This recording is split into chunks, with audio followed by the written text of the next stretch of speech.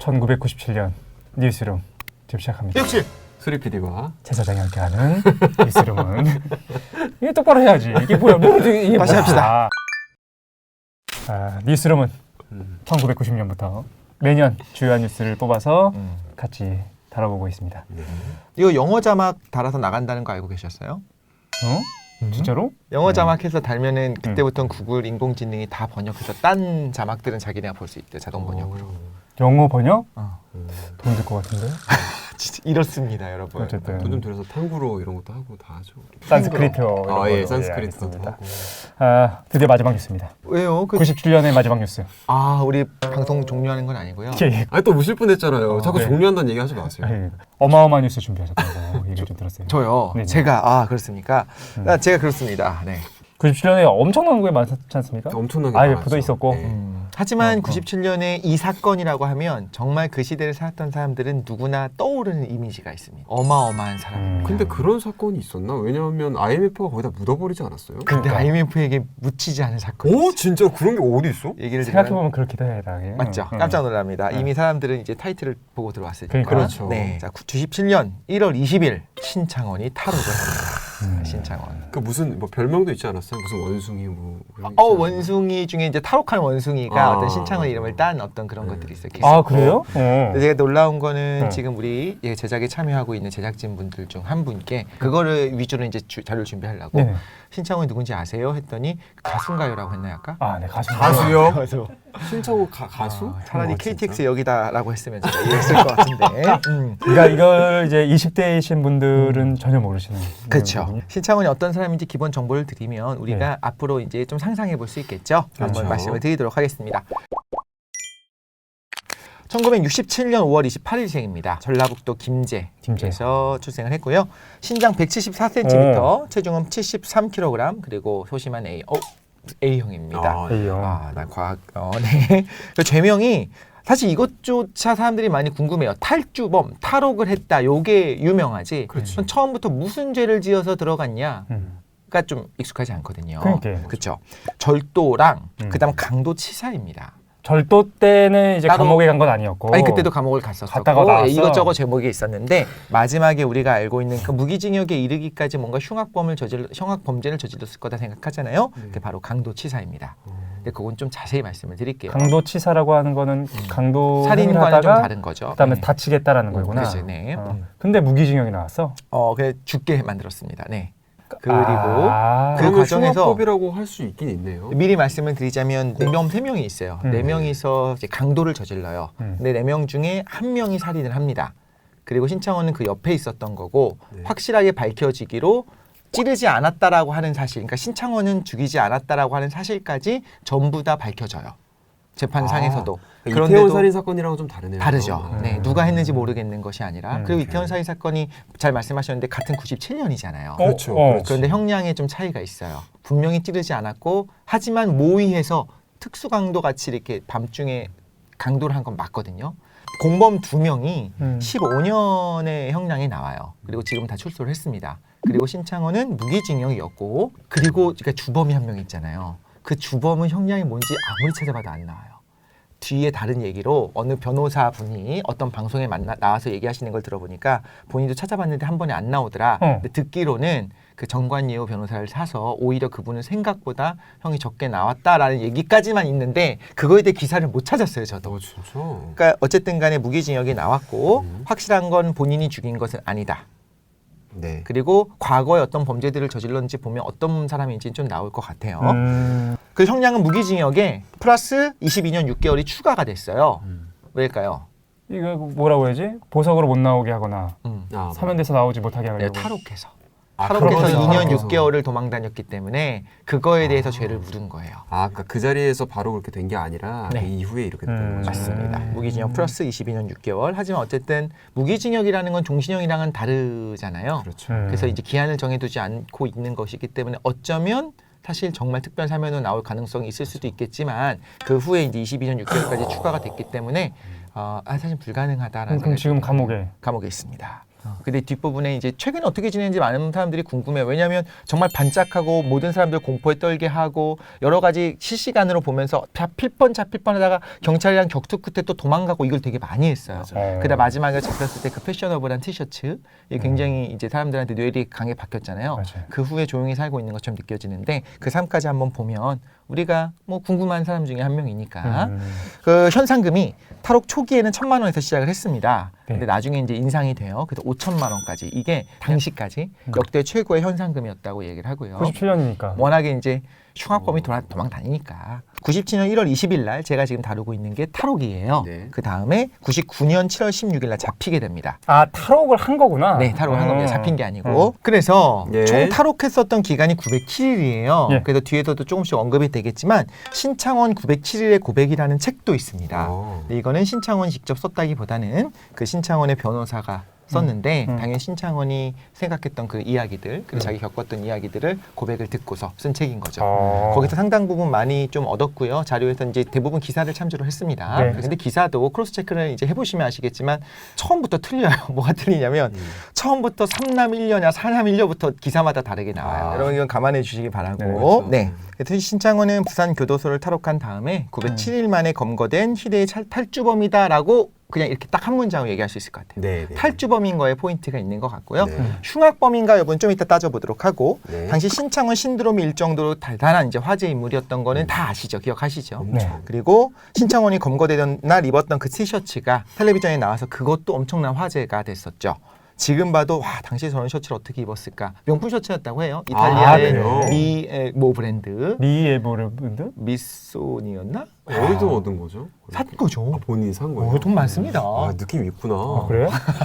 느낌이 있네. 그 의도한 거네. 이거는. 그러니까 미리 먼저 말씀을 드리면 탈주하는 상황에서 계속 돈이 필요하니까 네. 이제 현금도 훔치고 뭐 이것저것 훔쳤잖아요. 네. 9억 8천만 원어치를 훔쳤다고 해요. 당시에? 네, 그 대도였구나. 어마어마하죠. 근데 야. 이제 제 생각에는 9억 8천 어떻게 계산했는지 모르겠는데 현금 뭐 1,000만 원 훔치고 이런 경우는 있었거든요. 근데 9억을 훔치려면 그렇게 90번 훔칠 수는 없고 뭐 승용차니 아니면 뭐 집값까지 포함한 게 아닐까라는 생각이 드는데 9억을 어떻게 훔쳐? 그러니까. 2년 동안 선물처럼. 진짜 대도지. 기사 한번 들어봅시다. 네. 청소년기. 신창원의 청소년기입니다. 오케이. 가난한 농가에서 진짜 가난했다고 해요. 사남 1녀 중에 넷째로 태어났고요. 그리고 끼니를 걱정할 정도로 어마어마하게 가난했고 어머니가 초등학교 2학년 때 간암으로 돌아가셔요. 그러면서 더 가난해졌다.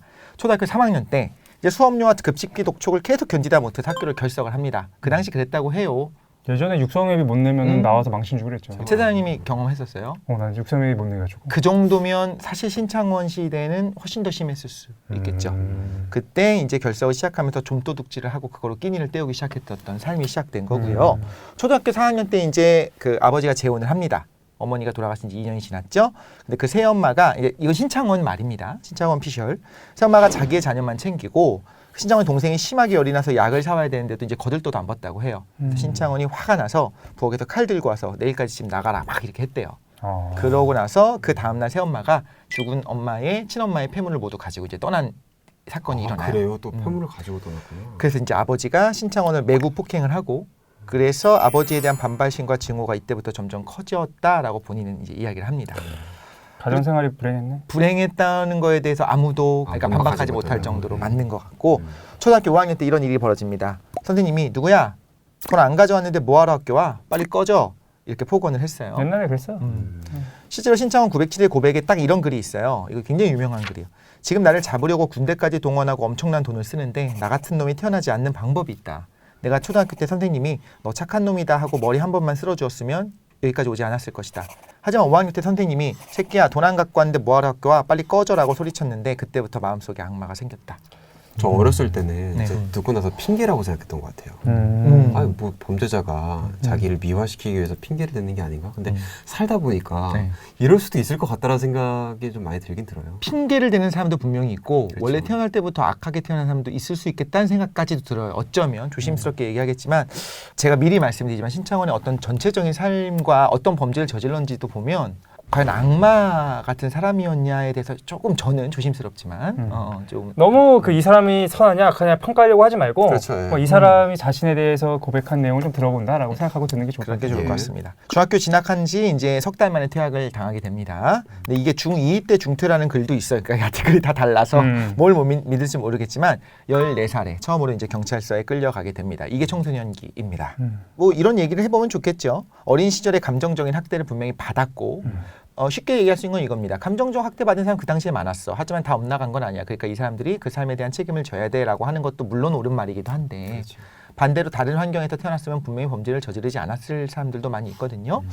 그렇다면 어떤 삶을 통해서 그들의 삶은 어쩔 수 없다 치더라도 일단 끝났으니까 재판이 그 삶을 통해서 사회가 반성하고 진화를 하고 그렇죠. 이제 사회는 학교에서 이런 말은 일어나지 않습니다. 지금은 통지가 없어지고 그런데 범죄자랑 희생자는 삶을 망쳐요. 사회는 진화했는데 그게 좀 이상하다는 생각이 조금 들었어요. 이런 사안으로 인해. 네, 자 14살에 이제 처음 범죄가 시작이 됩니다. 82년이에요.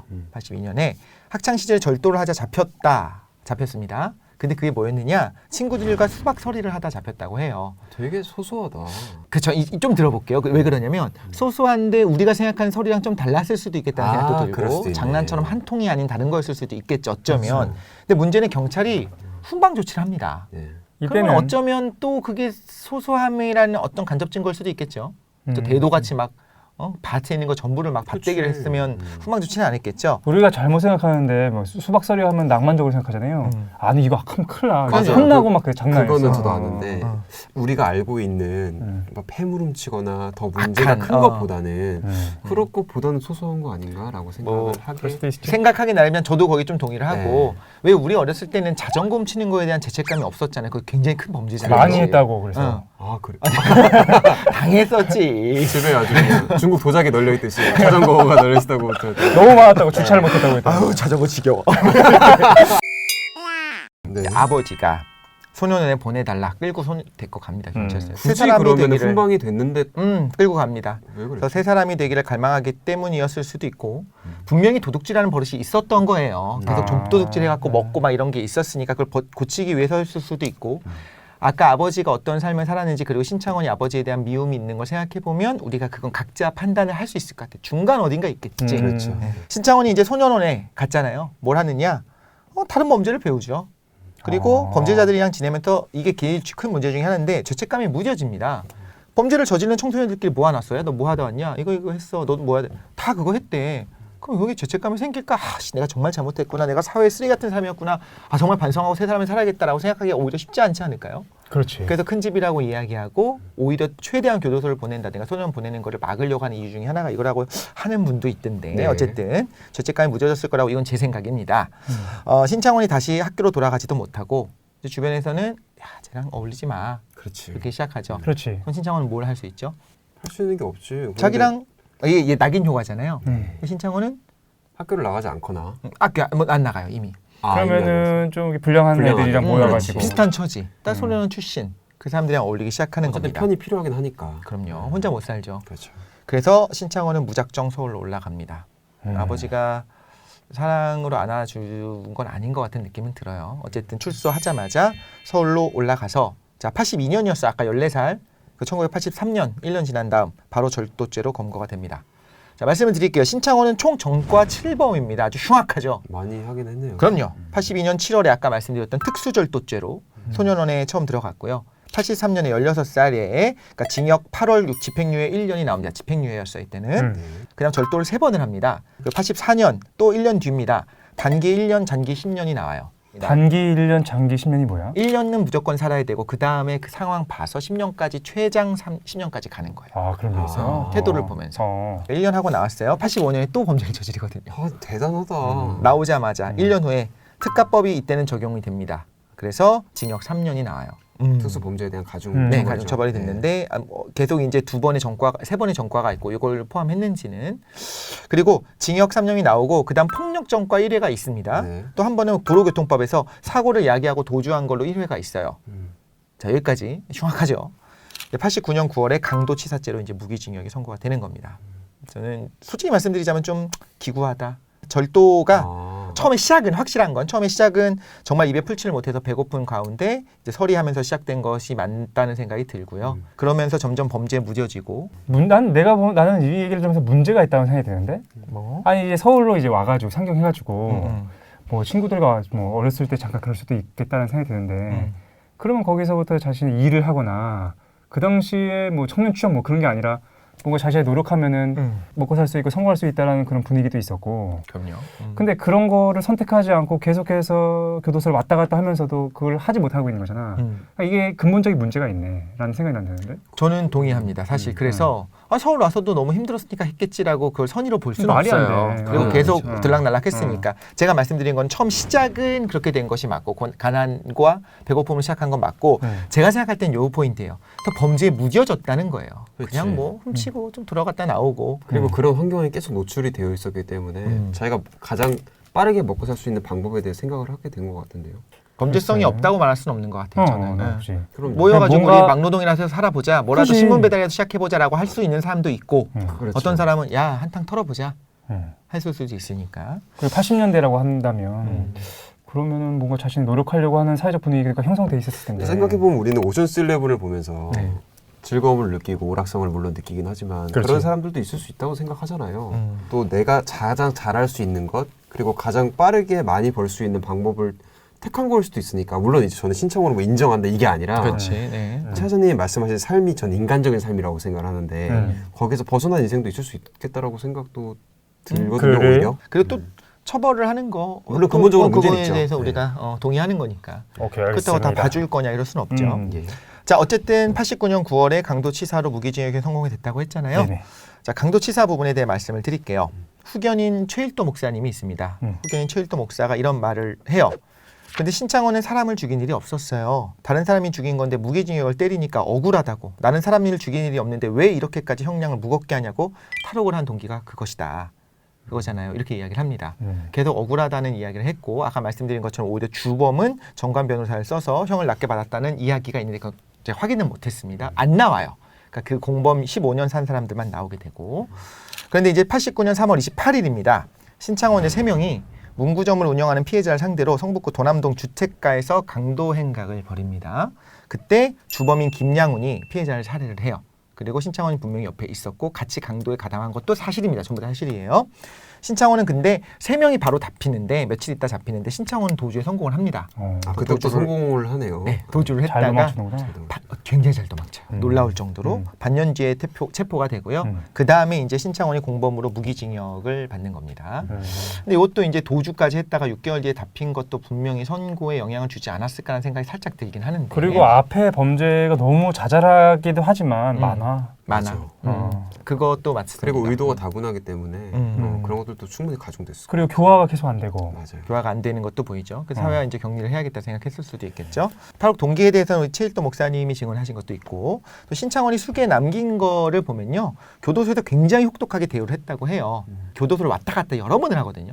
대전교도소에 있을 때 그 특별교육이라는 걸 하는데 그게 굉장히 강도 높은 교육이었다고 이야기를 합니다. 간단히 말씀을 드리면 전국 교도소의 강력범들을 대전교도소에 모아서 이제 특별 정신교육을 8주간 하는데 이렇게 이야기해 법무부에서는 교관 성향에 따라서 훈련 강도가 좀 세기도 하죠. 그럼 교관마다 좀 교반 이렇게. 근데 이제 신창원은 거기다 좋은 점수를 못 받아서 청송교도소로 옮겨져요. 청송교도소 아시죠?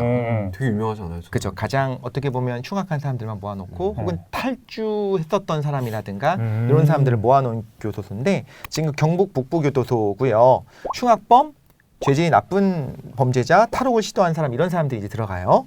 감옥 중에 감옥이라고 하고 거기 있는 사람이 예를 들면 이렇게 아실 겁니다. 뭐 서방파두모 김태촌, 김태촌 거기 있구나. 부산에서 여중생을 납치 성폭행을 살해했던 김길태, 그 수원에서 토막살인 사건 했었던 오원춘, 다 이제 청송교도소에 있는. 거기 다 알아. 다 알지. 알지. 이거. 유명한 그래? 사람이니까. 오원춘을 몰라? 오원춘은 들어는 봤는데 뭘 잘 모르니까. 근데 조두수는 이제 형이 확정된 다음에 바로 청송교도소로 갔어요. 근데 이게 되게 이례적이래요. 야, 다 모여 있구나. 굉장히 삼엄한 교도소입니다. 그쪽으로 이제 가게 되는 거예요. 그럼 거기서의 어떤 대우가 좋지는 않았겠죠. 여기 갔을 때가 한 80년 후반? 80년 후반 넘어간 것 같아요. 90년 된 다음에. 근데 신창원이 썼던 그 비망록의 내용을 하나 또 읊어드릴게요. 그러니까 이거는 두둔하려는 건 아닙니다. 근데 글을 되게 잘 써요. 그리고 이제 근황을 보시면 좀 재미있는 부분들이 있는데